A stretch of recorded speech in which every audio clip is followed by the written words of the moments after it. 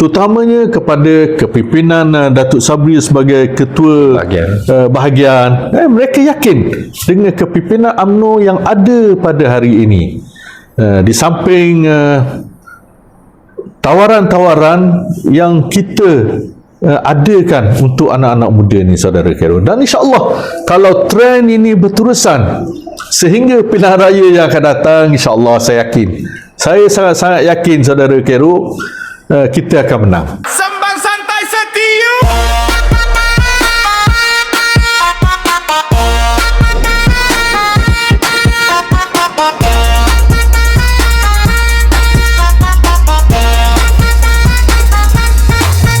Sembang santai setiu, bersatu hati maju selalu, berkongsi cerita penuh mesra, mengeratu kuat sesama kita.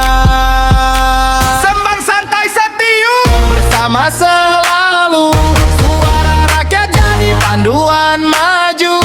Setiu gemilang, setiu bersatu, membina masa depan yang lebih padu. Sembang santai setiu, bersama selalu, suara rakyat jadi panduan maju. Setiu gemilang, setiu bersatu, membina masa depan yang lebih padu. Sembang santai setiu. Assalamualaikum warahmatullahi wabarakatuh. Selamat bertemu kembali kita dalam Sembang Santai Setiu, Gua Negamo awak kita. Jadi salam belum terlewat lagi untuk saya mengucapkan salam ma'al hijrah. Jadi untuk kali ini kita bersempena tahun baru hijrah yang baru ni, kita bawakan tajuk yang lebih panas lagi. Dan kita bawakan panel yang lebih orang kata handsome, lebih orang kata ganteng, kata orang Indonesia lebih ganteng. Jadi tanpa membuang masa, saya ingin menjemput Dr. Rozailan bin Ibrahim, Ketua Penerangan UMNO Bahagian Setiu, mantan Setiausaha Politik kepada mantan MB Terengganu Datuk Seri Razif bin Abdul Rahman. Jadi tanpa membuang masa, saya ingin memperkenalkan Dr. Rozailan. Jadi untuk yang pertama, Doktor, jadi rasanya ramai orang nak kenal Dr. Rozailan ni. Jadi saya beri ruang pada Dr. Rozailan untuk perkenalkan diri sikit sebanyak. Saya ringkaslah kalau nak ikut panjang perjalanan ni, Doktor ni. Jadi silakan, Doktor. Okay, terima kasih, saudara Khairul. Pertamanya saya ingin mengucapkan terima kasih kerana sudi menjemput saya ke podcast Sembang Santai pada hari ini. Sebenarnya latar belakang saya adalah daripada bidang akademik. Saya dulu bekas pensyarah di Universiti Malaya selama 10 tahun. Ya, kemudian saya berhijrah ataupun pada masa tersebut pada zaman Tan Sri Idris menjadi Menteri Besar, saya dipinjamkan daripada Universiti Malaya kepada Tati. Tati sekarang disebut sekarang ni disebut Tati UC. Okey, untuk membantu Tati untuk menjadi sebuah institusi yang dapat membantu anak-anak Terengganu pada masa tersebut. Dan saya di Tati UC selama 8 tahun. Sebagai pensyarah di situ. Sebagai CEO, rektor di Tati UC. Selepas itu saya berhijrah ke UNIMAP, Universiti Malaysia Perlis, selama 2 tahun sebelum dijemput ataupun dipanggil oleh Datuk Seri Dr. Ahmad Razif untuk menjadi setiausaha politik kepada beliau pada ketika tersebut. Dari situlah bermulanya karier politik saya ataupun pelibatan politik saya secara aktif, saudara Khairul. Sehinggalah sekarang ini sebenarnya saya dah jadi AJK Bahagian Setiu selama 3 penggal. Dan pada penggal ini saya telah dilantik oleh Ketua Bahagian, iaitu Datuk Haji Sabri, untuk menjadi Ketua Penerangan. Jadi insyaAllah Saya rasa dengan jawatan Ketua Penerangan ini saya dapat membantu dengan pengalaman yang saya ada, dapat membantu UMNO STU untuk insya-Allah kalau kita ada rezeki untuk mendapatkan kembali kursi parlimen dan juga 4 DUN menjadi milik UMNO dalam PRU yang akan datang ini, insya-Allah, Saudara Khairul. Okey. Maknanya sekarang ni Doktor dilantik sebagai Ketua Penerangan. Okey, jadi sekarang ni kita dalam, orang kata UMNO sendiri dalam misi untuk merampas kembali 1 parlimen dan 4 DUN, khususnya di STU ni lah. Okey, kalau ikutkan memang kalau kita nak apa kan, tapi di STU ni. Jadi pada 16 Januari 2026 Presiden kita Datuk Seri Dr. Ahmad Zahid bin Hamidi ada melancarkan satu gagasan yang dipanggil apa ni, Rumah Bangsa. Okey, jadi Doktor sebagai Ketua Penerangan, jadi ramai orang tertanya benda sebenarnya Rumah Bangsa ni. Jadi minta Doktor terangkan sikit. Okey, sebenarnya Saudara Khairul, Rumah Bangsa ini adalah satu gagasan, idea daripada Presiden, Datuk Seri Presiden kita sendiri, iaitu beliau ingin membuka pintu UMNO ini seluas-luasnya kepada bekas-bekas ahli UMNO. Kita tahu ramai ahli-ahli UMNO kita pada suatu ketika dahulu keluar daripada parti atas sebab-sebab yang tertentu. Jadi beliau menggunakan gagasan Rumah Bangsa ini untuk memanggil kembali ahli-ahli UMNO yang dulu keluar daripada parti untuk kembali kepada UMNO. Dan juga Rumah Bangsa ini adalah untuk kita membuka pintu UMNO kepada bekas ahli UMNO yang telah digantung ataupun yang telah dipecat daripada UMNO untuk kembali bersama-sama kita di UMNO ini.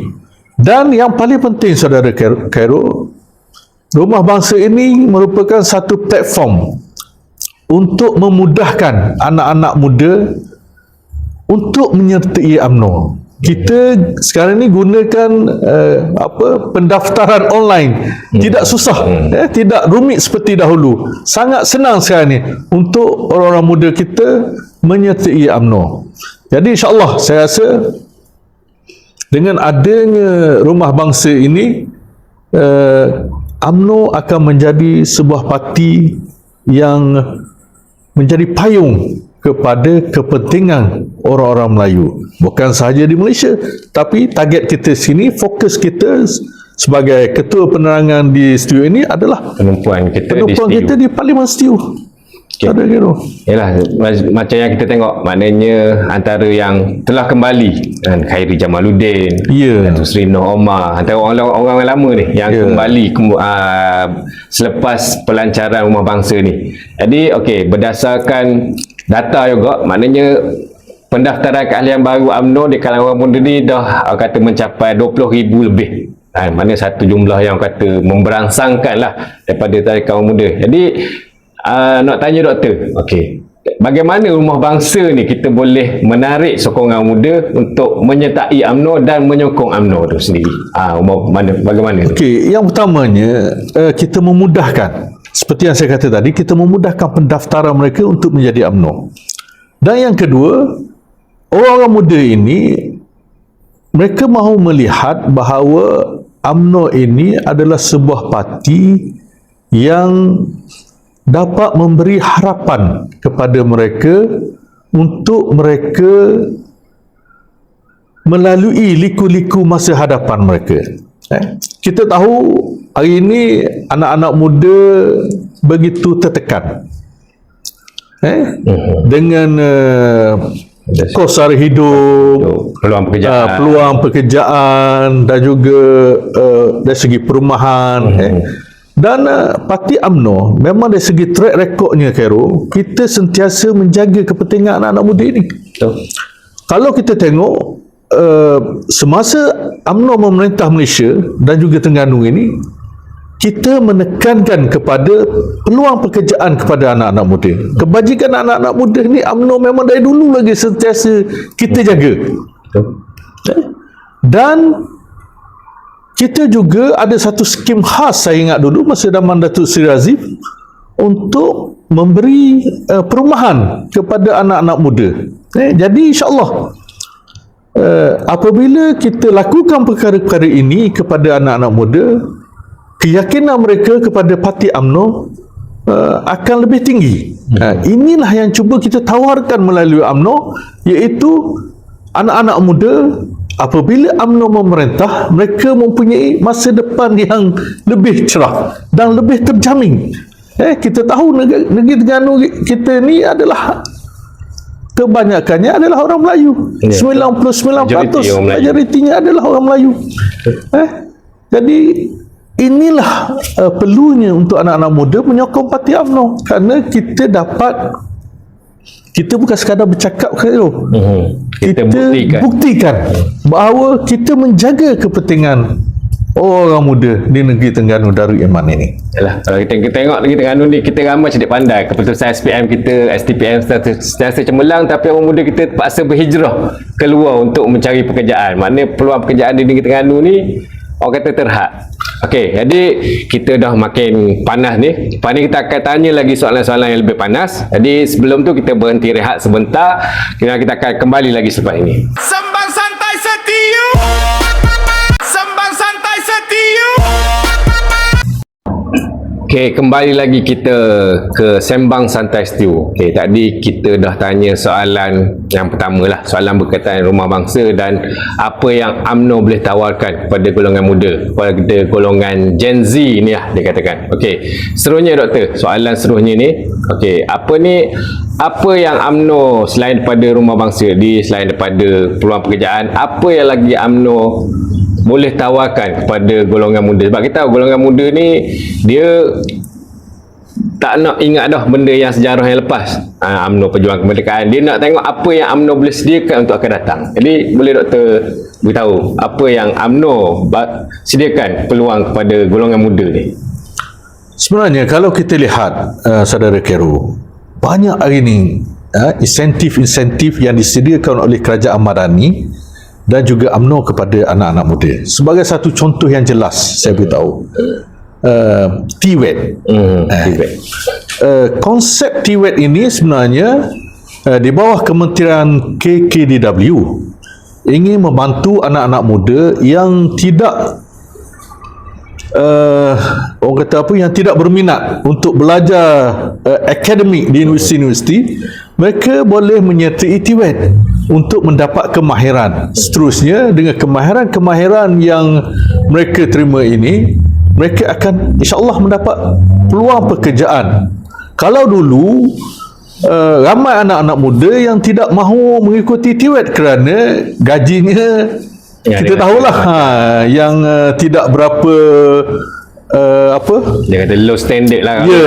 Yang tidak berapa menarik minat anak-anak muda. Tetapi dengan TWED yang diperkenalkan sekarang ini oleh kerajaan, saya rasa gaji yang ditawarkan oleh syarikat-syarikat kepada anak-anak muda yang mempunyai kemahiran yang tertentu, mereka agak tinggi. Kita dapati setengah graduan daripada lulusan daripada TWED ini, mereka mendapat gaji yang agak tinggi. Dan dalam dunia hari ini kita tengok, saudara Khairul, memang kita perlukan tenaga-tenaga mahir. Inilah yang ditawarkan oleh TWED, dan untuk menyertai TWED hari ini, kerajaan menyediakan banyak platform. Kita ada politeknik, di bawah MARA kita ada berbagai-bagai agensi, IKN, you name it. Memang inilah yang kita tekankan pada hari ini. Kita tidak mahu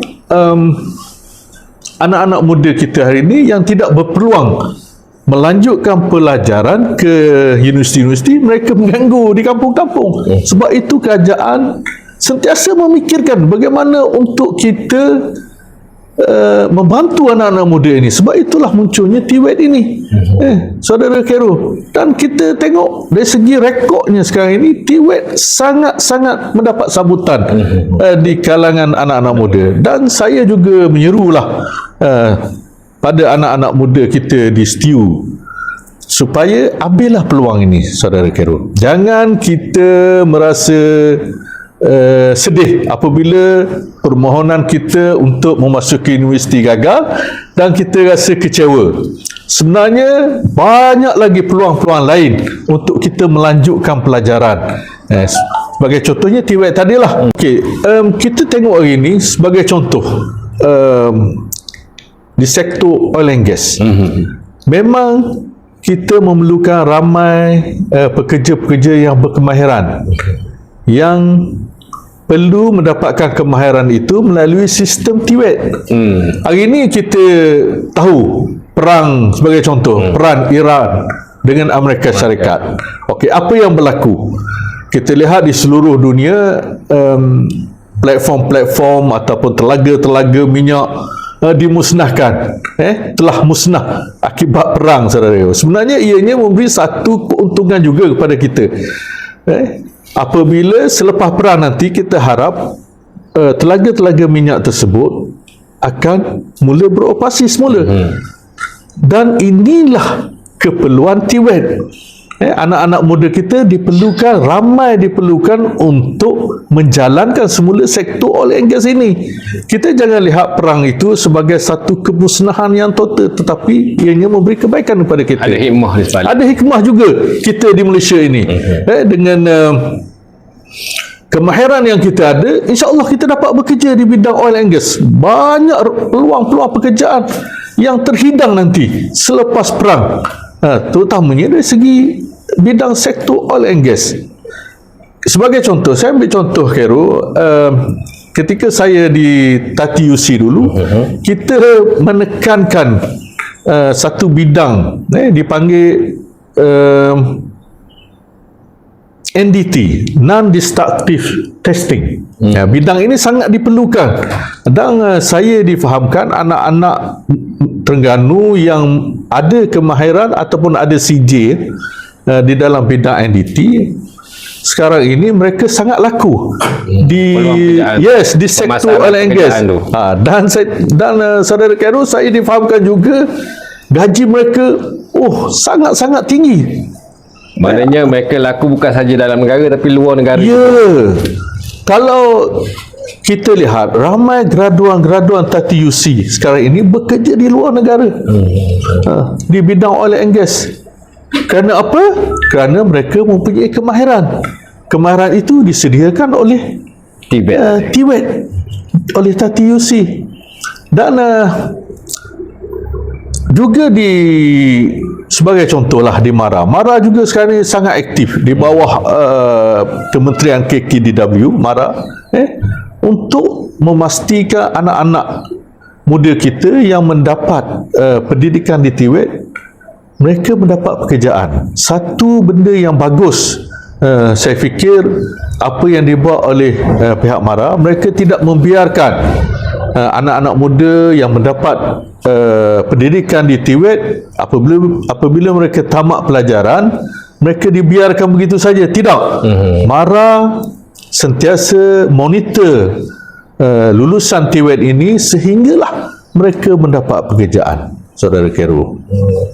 Itulah usaha yang telah dilakukan oleh orang kata Presiden kita sendiri, Datuk Seri Dr. Ahmad Zahid Hamidi sebagai Menteri KKDW dan Setiausaha Agung Barisan Nasional iaitu Dr. Ashraf Wajdi sebagai pengurusi MARA untuk orang kata bagi peluang kepada orang Melayu kita tak? Betul. Okey. Jadi seterusnya untuk soalan seterusnya kita berhenti rehat dulu. Kita akan kembali lagi dengan soalan-soalan yang lebih orang kata lebih ganas lagi, lebih panas lagi, dan kita berhenti rehat.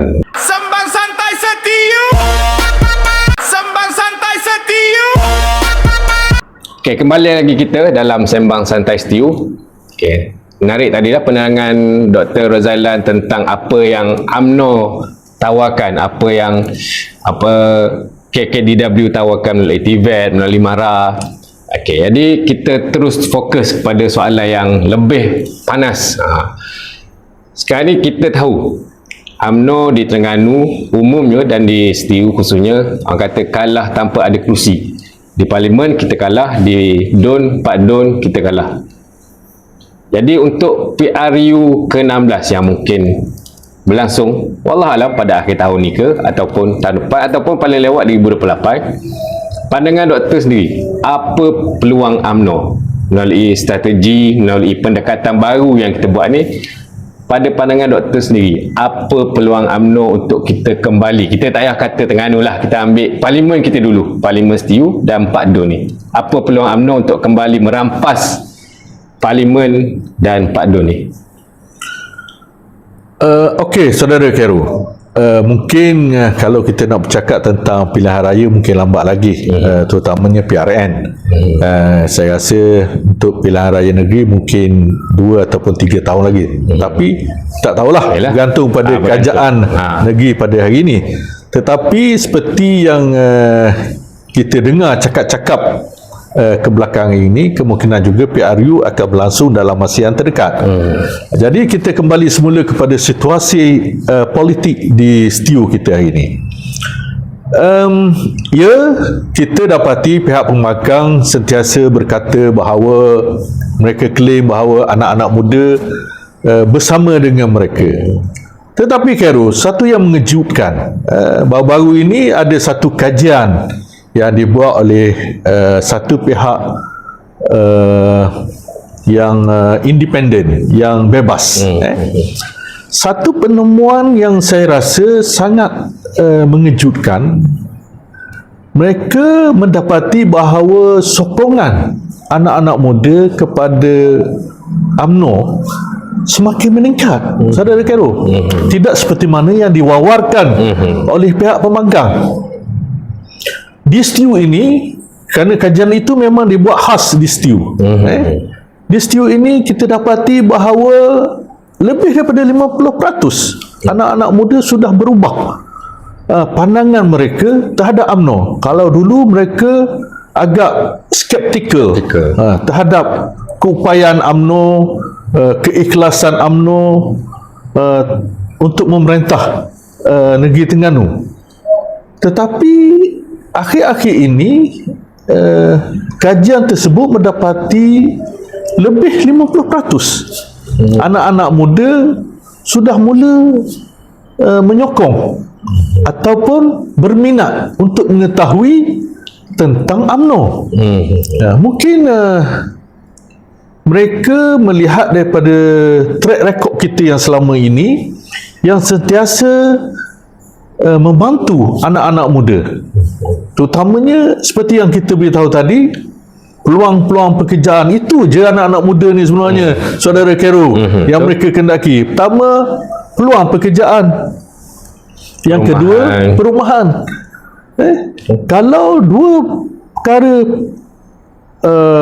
asas ini dapat kita tawarkan kepada anak muda, saya yakin PRU yang ke-16 ini, Parlimen Setiu, akan menjadi milik UMNO, saudara Khairul. Dan kita juga dapati daripada kajian tersebut, secara keseluruhannya persepsi terhadap UMNO semakin meningkat. Persepsi positif maksudnya? Yes, sangat-sangat positif. Terutamanya kepada kepimpinan Datuk Sabri sebagai ketua bahagian. Mereka yakin dengan kepimpinan UMNO yang ada pada hari ini. Di samping tawaran-tawaran yang kita adakan untuk anak-anak muda ni, saudara Khairul. Dan insya-Allah kalau trend ini berterusan sehingga pilihan raya yang akan datang, insya-Allah saya yakin, saya sangat-sangat yakin, saudara Khairul, kita akan menang di setiu ini, insya-Allah. Yalah, maknanya berdasarkan juga pada track record kerajaan semasa yang tak mampu untuk menunaikan janji, menunaikan manifesto tu lah. Mungkinlah antara faktor betul yang menyebabkan peralihan angin orang muda ni, Gen Z ni. Jadi sebelum kita ke soalan yang terakhir, kita sekali lagi kita berhenti rehat dan kita akan sambung untuk soalan terakhir sebagai penutup sembang santai untuk kali ini. Kembali lagi kita untuk soalan terakhir sembang santai setiu sebelum kita tutup. Berkaitan dengan rumah bangsa tadi, Doktor. Apakah harapan rumah bangsa kita ambil skop di Parlimen Setiu dan Pak Dun di setiu ni? Apakah harapan Doktor untuk melihat rumah bangsa ni berjaya di parlimen kita ni? Di STU ni saya ingin ambil peluang ni lah Saudara Khairul untuk menyeru rakan-rakan kita yang dulu merajuk atas sebab-sebab tertentu untuk kembali semula kepada UMNO. Marilah kita bersama-sama untuk membina kembali UMNO yang kita cintai ini di STU. Dan kita nak pastikan bahawa dalam PRU yang ke-16 ini UMNO dapat memenangi Parlimen STU, Saudara Khairul. Lupakanlah kisah-kisah yang lalu, kisah-kisah duka tu. Kita kena pandang ke depan, Saudara Khairul. Pandang ke depan demi masa depan anak-anak bangsa kita, demi bangsa Melayu kita di negeri Terengganu. Tak guna kita membiarkan perasaan itu, tidak guna, Saudara Khairul, kita biarkan perasaan ketidakpuasan hati kita, perasaan rajuk kita itu berterusan sehingga kita membinasakan sendiri parti kita, parti UMNO yang kita cintai, Saudara Khairul. Jadi insya-Allah dengan semangat baru, dengan adanya rumah bangsa yang digagaskan oleh Presiden kita, saya rasa marilah kita mempunyai azam yang baru. Saya menyeru kepada semua ahli-ahli, bekas-bekas ahli UMNO yang masuk ke parti-parti lain atas sebab-sebab tentu, kembalilah kepada UMNO.